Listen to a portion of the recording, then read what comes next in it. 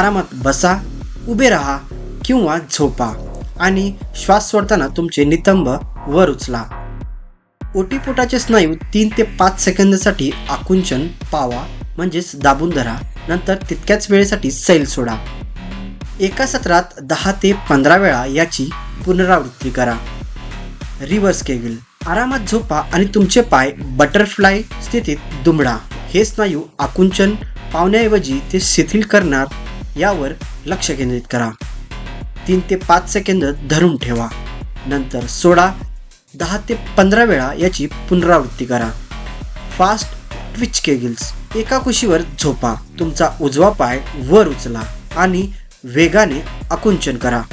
वेगवान आणि नियंत्रण स्पंदनाचे ध्येय ठेवून ओटीपोटाचे स्नायू सोडा. सुरुवातीला ही स्थिती 10 सेकंदासाठी धरून ठेवा.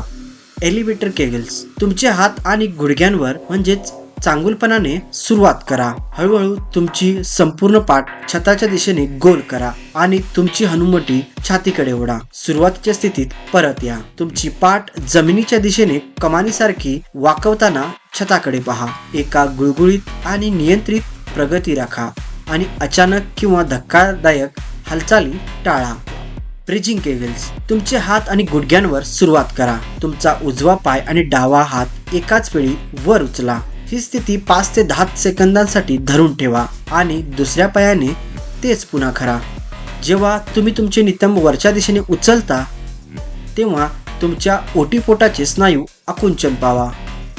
कमरेच्या खालच्या भागावर ताण येऊ नये म्हणून योग्य स्थितीची खात्री करा.